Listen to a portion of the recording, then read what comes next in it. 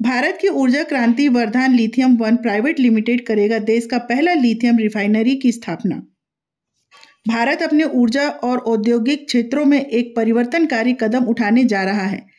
नागपुर महाराष्ट्र के अतिरिक्त बुट्टीबोरी में देश का पहला लिथियम रिफाइनरी और बैटरी निर्माण फैक्ट्री स्थापित की जाएगी।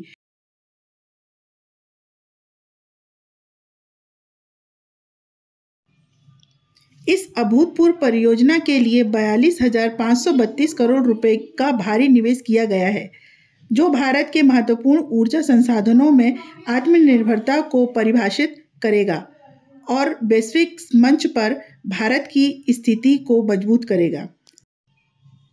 सुनील जोशी चेयरमैन और वेदांश जोशी प्रबंध निर्देशक इस महत्वाकांक्षी पहल की शुरुआत की घोषणा करते हुए गर्व महसूस कर रहे हैं।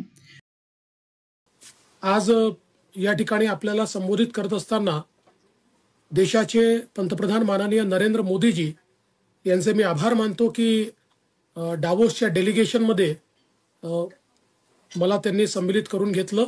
ज्या 6 राज्यांना डावोसला येण्याची परवानगी मिळाली त्याच्यामध्ये आपलं महाराष्ट्र राज्य होतं, ही अत्यंत महत्त्वाची गोष्ट आहे। डावोसमध्ये यावेळी जी काही थीम होती ती आर्टिफिशियल इंटेलिजन्स ही थीम होती आणि जे काही एक नवीन जग आता तयार होत आहे, इंटेलिजंट वर्ल्ड ज्याला म्हणतात, त्याच्या अराउंड सगळी थीम या ठिकाणी होती। त्याच्यावर खूप चर्चा डावोसमध्ये झाली आणि त्याच्या खालोखाल जर चर्चा कुठली असेल तर ट्रम्प यांच्या नवीन विजयानंतरच्या ॲडमिनिस्ट्रेशनची आणि भारताची, या 2 चर्चा सर्वाधिक झाल्या असं सर्वांचं मत होतं।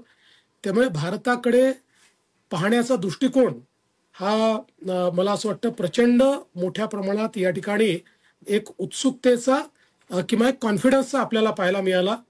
एक प्रकारे पंतप्रधान महोदयांनी जी काही भारताला एक लीडरशिप पोझिशन मिळवून दिलेली आहे त्याचं प्रत्यंतर या ठिकाणी आम्हाला पाहायला मिळालं।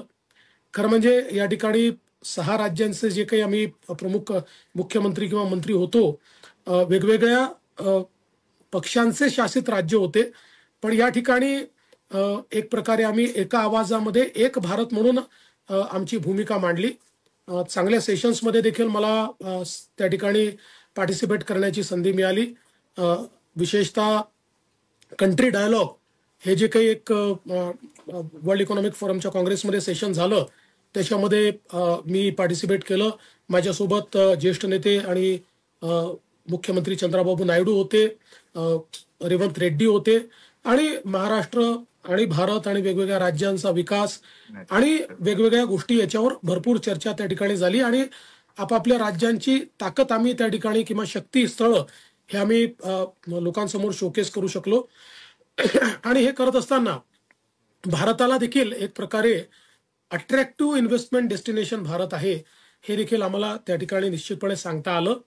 याशिवाय PwCच्या एक CEO सर्व्हेमध्ये देखील पार्टिसिपेट करण्याची संधी मला मिळाली आणि त्याच्या माध्यमातून मोठ्या प्रमाणात महाराष्ट्राची शक्ती काय आहे ती मांडण्याची एक प्रकारे संधी मला मिळाली। त्याचा उपयोग देखील आम्ही मोठ्या प्रमाणात केला। एक अतिशय चांगलं सेशन हे या ठिकाणी वर्ल्ड एक्सपर्ट्सला घेऊन आपली जी भारताची जी काही जलसंपदा मंत्रालय आहे त्यांनी एक आयोजित केलं होतं वॉटर सस्टेनेबिलिटीच्या संदर्भात। त्याच्यामध्ये मला पार्टिसिपेशनची संधी मिळाली।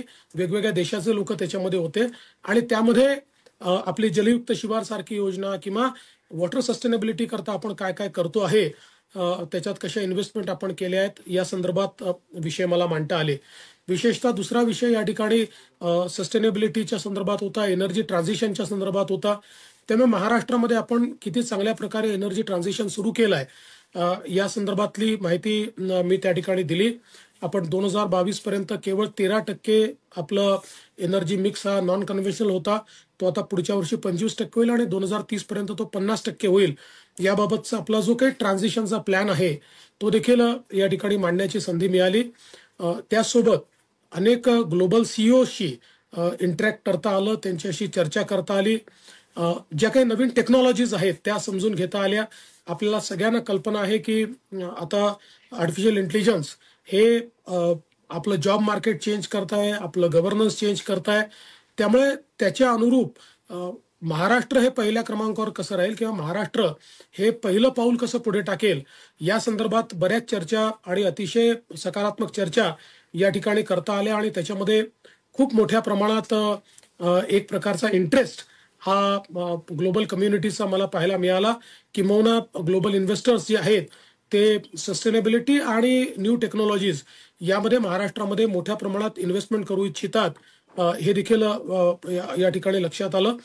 आणि यासोबत मोठ्या प्रमाणात आपण गुंतवणुकीचे करार देखील या ठिकाणी केले. मला सांगताना